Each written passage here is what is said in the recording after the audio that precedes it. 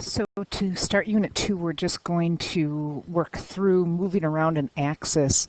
And to move around, we're going to be measuring our movement using degrees and radians. I'm going to start with degrees, and we'll talk about degrees today, but primarily after today, we're going to be strictly using radians. Okay, so let's start with an axis that we can kind of work through and sort of measure degrees. The reason I start with the degrees is because I know that's something that you're more comfortable with. You do that in your Algebra 2 class. And so I just want to give us a standard position of an angle when we are creating or drawing an angle to measure using the degrees or radians on the coordinate plane. This is called standard position. So if I talk about standard position, that means that the one ray of the angle will have the vertex at the origin, and it will come out on the positive x-axis. As we move around the axis and create an angle, we will cross through regions of the graph, and there are particular regions that we can look at to use to help guide us in terms of our measure. So the first position that's quite obvious in terms of a measurement would be that first quadrant area, where I would open up an angle up to the positive y-axis, and that would mark a 90-degree angle. As I continue through the second quadrant and hit the negative x-axis, I would open up to a 180-degree angle. And as I continue to work around the axis, down on the negative y region, that would create a 270-degree angle. And then back at the beginning, I'd be at a 360-degree angle. So that means if I started in standard position and drew an angle all the way around and landed again at standard position, I would have gone 360 degrees. So we start at 0 degrees and work our way around. When we work through this, we work counterclockwise. That's a positive direction. But if I move clockwise, I can move backwards. It just, it doesn't, I don't typically, when we talk about angles, we don't have like a negative angle. The negative in front of it just means a backwards direction. So if I move clockwise, I move in a negative direction. And when we start to draw them, you'll see that. If I move in a negative direction, I will label the degrees the opposite, like negative 90 degrees, starts in standard position, but then moves backwards down to the negative y-axis.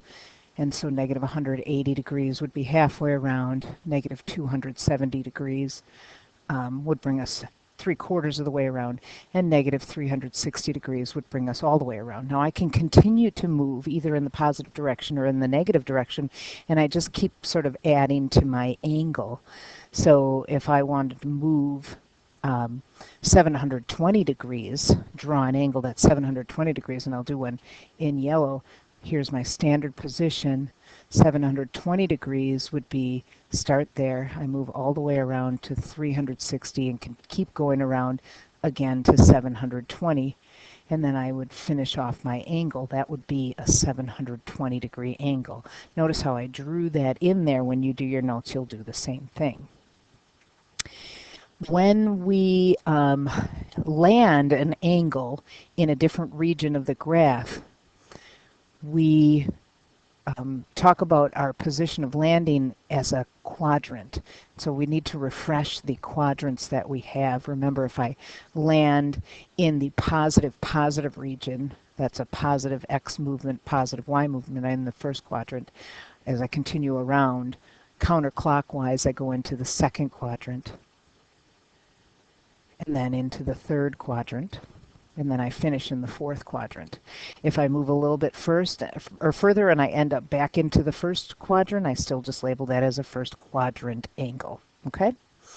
Radians work the same in terms of measurement, but when we deal with radians, we are looking at an angle to arc length ratio, which creates our radian measure. It's just a different way to measure an angle.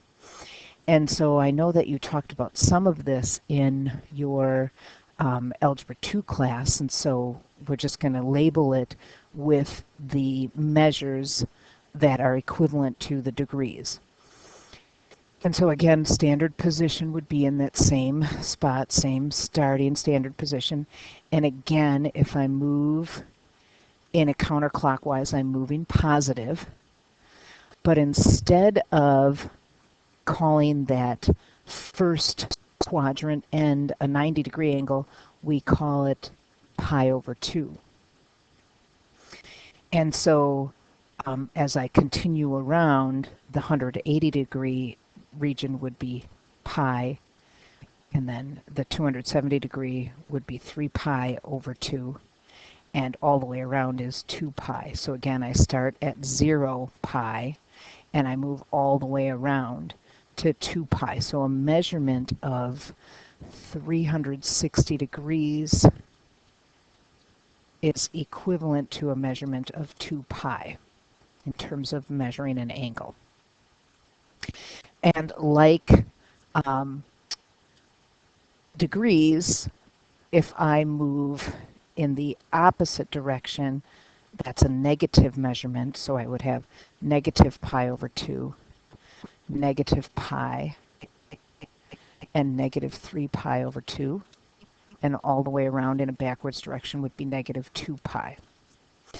The quadrants are still the same: first quadrant, second quadrant, third quadrant, fourth quadrant. So what we're going to start to do is just start to feel comfortable moving around the coordinate plane. And so we're going to be drawing angles of a given measure, either given degrees or radians, or given a direction of a positive move or a negative move, a forward move or a backwards move. So let's start with a 550-degree angle. So as I work around using degrees, again, I'm going to start in standard position, and one lap around would give me 360 degrees. So I'm at 360 degrees with that one lap around. Well, every quadrant here measures 90 degrees, and so I would do 360 plus 90. That would give me that stopping place right here. Well, that is 450 degrees. I need to go 550 degrees, so I'm going to continue a little bit more. So I would do 450 degrees plus 90 degrees. That would give me 540 degrees. So that tells me I need just a little bit more. And so I would end my angle here at 550 degrees, a little bit more than 540. Now I'm not going to take a protractor and measure that's exactly 10 degrees. I just want to get in the right region, because what's important to me is where I am. As I drew that angle 550 degrees, where did I land? I landed in the third quadrant.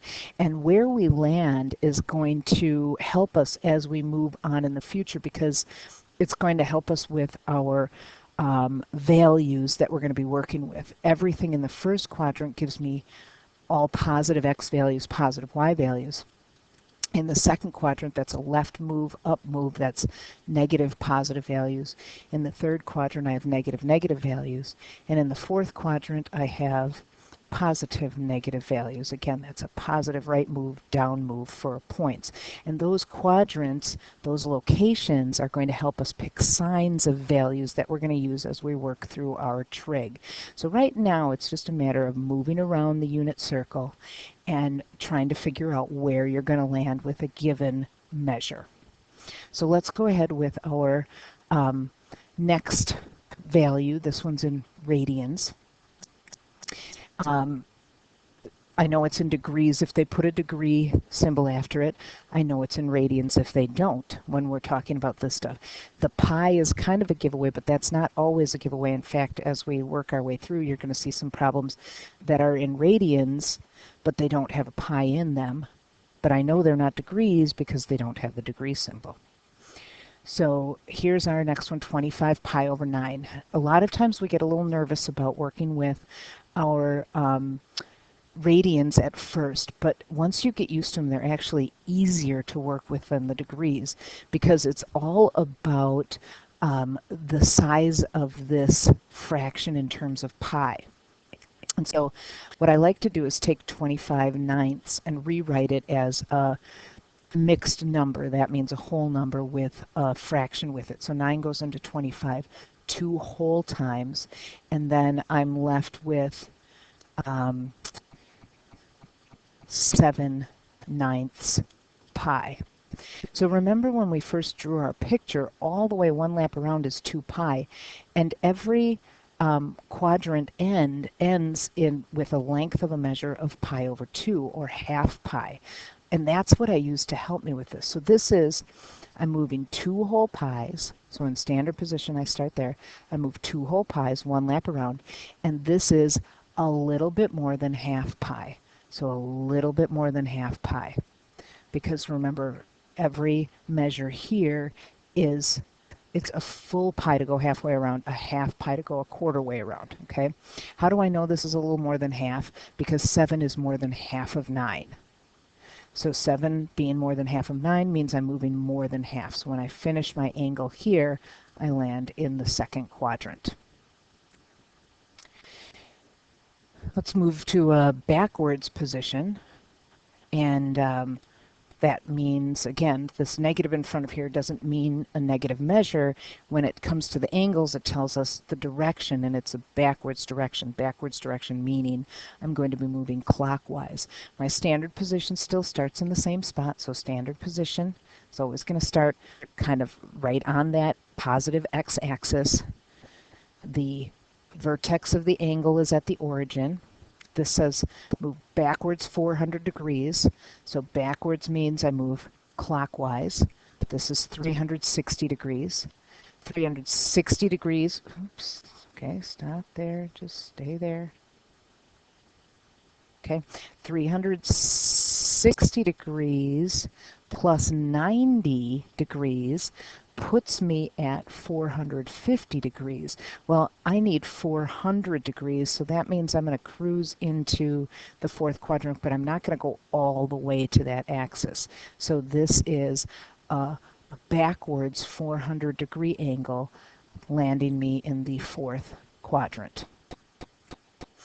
So on my next ones, same concept. This time I'm in radians again. I know it's radians because there's no degree symbol. So when I graph this one, I'm going to convert this into a mixed number. 4 goes into 15 3 whole times and 3/4 pi more.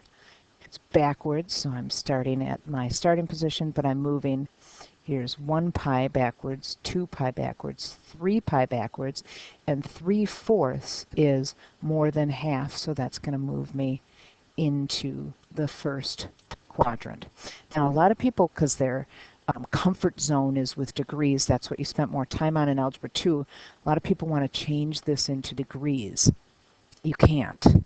That's not allowed. You need to be comfortable with the radians. So please work with degrees when it's degrees and keep it in radians when it's radians. You're going to appreciate it more as we go through. Again, radians are easier to work with as we work through these problems. Okay, I talked earlier about what makes, or how can I tell if it's radians or degrees? Well, if it has a degrees symbol, it's degrees. If it has no symbol at all, we're going to assume that it's radians. So this problem number 5 is equivalent to 2 radians. Well, I said earlier that when we're dealing with radians, it's kind of all about the pi, and so I need to figure out how much pi is in 2. And so to figure out how much pi is in 2, I've got to take the pi out of this. This is radians. Radians deals with pi. So to be able to graph this, I'm going to divide the pi out. How many pi's can fit into 2? Remember, pi is 3.14, and so how many 3.14s can I fit into 2 wholes? So I just take my calculator and get an approximate on here. I'm going to do 2 divided by pi, and I'll get it's 0.636. So this is equivalent to 0.636 pi's ish, approximately. Okay, so I need to draw, I drew for you guys on yours already, but I need to draw mine on here. I need my axis. So if you don't have an axis, you can just draw that in there.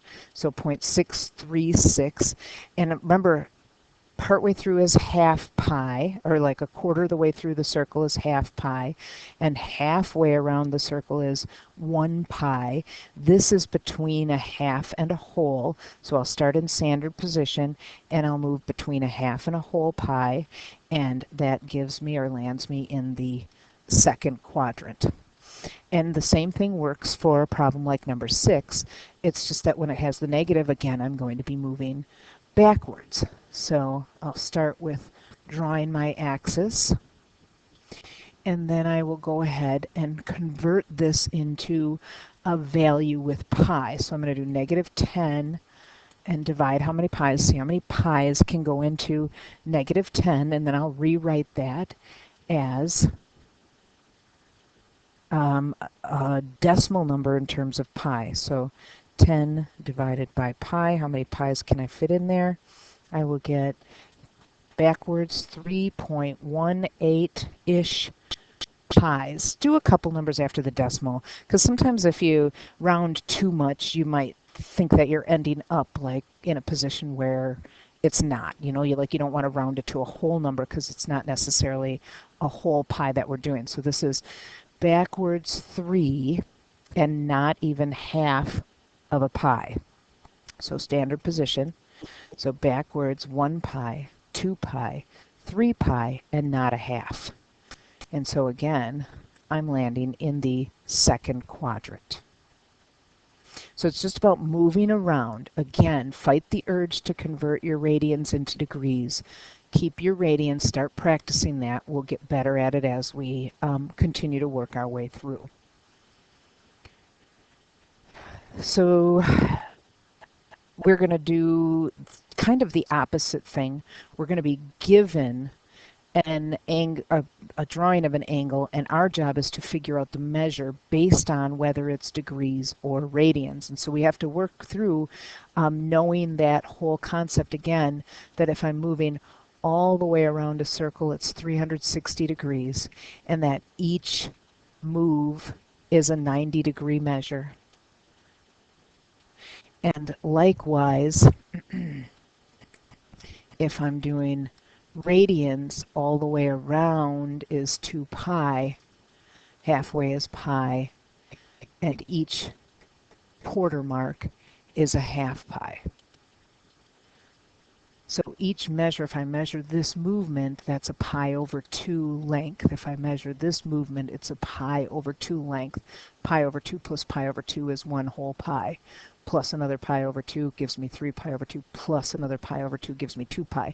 Likewise here, as I work my way around, this is a 90-degree move. Here's another 90-degree move, etc., as I work my way through. So knowing that a quarter of the circle is 90 degrees in degrees, or a quarter of a circle is pi over 2 in radians, is going to help us work through this particular problem. What I usually like to do, if I can see it, if it's less than 1 lap around, I need to look at what I'm given and what excess I have. Because again, remember, this whole measure here for this quarter is a 90-degree measure. So what I'll look at, what helps me sort of figure out where I am, is I'm going to take this, I'll do it in yellow. If I were going to go all the way to where this measurement ends, or where this problem ends, between these two, I'm at 270 degrees. But this measurement right here is not being used, so I'll subtract 75 degrees from that. And so I am going, instead of me trying to figure out what this piece is here, I'm going to go all the way through and subtract what is not being used in that green area. So you have to look kind of closely, because sometimes you'll be given excess, too much. Sometimes you'll be given not enough information or the full length, and so you have to figure out, am I going to remove that green piece, because my angle is the part that goes from this red part. So it didn't go all the way to 270. It went somewhere in between 180 and 270. So I have to just remove that excess part. So when I subtract 270 minus the 75, I should be at, for this measure, 195 degrees. So it looks like I went 15 more. Now you might have a different method of doing that, or something that maybe you're thinking, well, I could take this 90 and subtract the 75 and figure out that angle. You absolutely can do that as well. So there are different methods of doing this. Just kind of do what works for you, but our goal is to figure out the angle. Well, if it's in radians, I'm going to use the kind of same concept, where if I were going to go all the way around to where this mark is here, I would be at 3 pi over 2, but I need to remove this pi over 3 portion. So I'm going to maybe use my calculator to figure that out. I'm going to figure out what 3/2 minus 1/3 is, and then I can put the pi on the end of that. So I'm going 3/2 and then subtracting the pi over 3. So the 3/2 minus the pi over 3, that gives me 9/6 minus 2/6. So I'll be at 7 pi over 6. So my measure for this next one is 7 pi over 6 in radians. All right, working through, just continuing on. Well, what happens if I, A, move clockwise? I know my angle is going to be negative. And B, what happens if I move around more than one lap? Well, I have to kind of combine all of that stuff together. So I'm just going to sort of use the yellow right over it. So this is going all the way around 1, so that's 360. And then all the way around again, that's another 360. So I have 720. And then I am going another 90. So I'm going one lap, 360, plus another lap, 360. And remember, because it's backwards, all this is going to be negative, so I'll take care of that in the end. Plus another 90, plus another 90, so plus another 180 move. Then I'm going to move, so 99 to 180, plus another 90, and then remove the 80. This is the minus the 80 on the end. So then I'm going to combine all of those things together. 360 plus 360, 720. 720 plus 180 gives me 900. 900 plus 90 gives me 990. Minus the 80 gives me 910. So it's a backwards 910 degrees. Should write that in a better color so you can see it better. So this is a backwards 910 degrees. So you just kind of keep adding. Notice that I put the negative outside of the parentheses. I want to do all of my movement first, and then because the movement was backwards, I make it negative. Okay, so let's do one in radians again. Backwards, so again my answer is going to be negative, but how much am I moving? I am moving all the way through. I'm going to go past that because I have this piece to remove. So I'm going to go backwards 3 pi over 2, and then I'm going to subtract the pi over 4 that I'm not using. So I would do 3/2 minus 1/4 pi, and then make sure when I'm done, because my movement was backwards, I'm going to be making that negative. So this is 6/4 minus 1/4.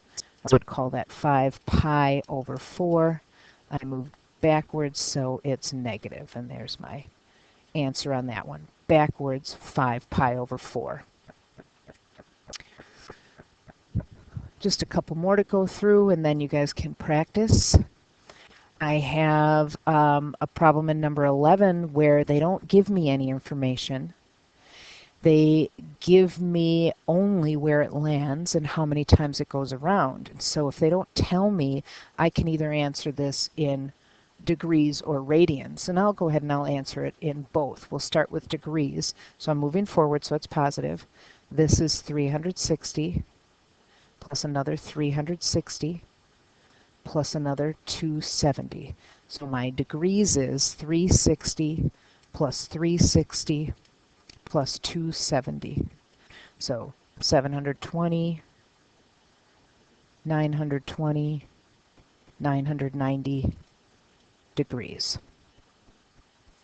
Put that in a different color again. My degrees is 990 degrees. Now what if I'm doing it in radians? Well, keep in mind that radians is equivalent to 180 degrees would be 2 pi plus 2 pi, or sorry, 360 degrees, 2 pi plus 2 pi plus 3 pi over 2. So now I have to add those things together. So that's 2 plus 2 plus 3 halves. I'll make that pi. So 4, 5.5 pi. So I'd call that 11 pi over 2 in terms of radians. You can answer either way. You don't have to answer both, but I did want to go through both of them. Please try and work through the radians. I know, again, even though that's not a comfort zone, it's worth your effort to get used to it. It's going to make your life a lot easier as, again, we work through these problems. Okay, one last one. This one I know is in radians, but the difference between this one and some of the other problems we've seen is, notice that the angle here is covered by this, like there's some overlap here. So that means instead of me going all the way up to this and then subtracting the piece that's outside of the angle, I'm just going to add this piece that's inside of the angle to it. So again, I'm moving backwards, so I'm going to go backwards, that's 2 pi. So backwards, 2 pi. And then pull another lap around, so that's plus another 2 pi backwards. And then plus, I'm going to be moving another pi, and then this little piece, which is pi over 3. So I'll add that to it. So backwards, because I'm moving clockwise, but I'm moving 1 lap around, 2 laps around, 2.5 laps, and then another pi over 3. So that's 5 pi, 2 plus 2 plus 1 plus 1/3, 2 plus 2 plus 1 plus 1/3 pi, make it negative. That gives me 5 1/3 pi, or 16 pi over 3. And so there would be my final measurement in radians. So your job again is going to be to draw angles and figure out where they land, and then interpret drawings of angles into either degrees or radians. So your homework tonight is to work through 2-1, either the evens or odds, and of course come to class tomorrow with as many questions as you have. I hope you have a great day, and we'll see you soon.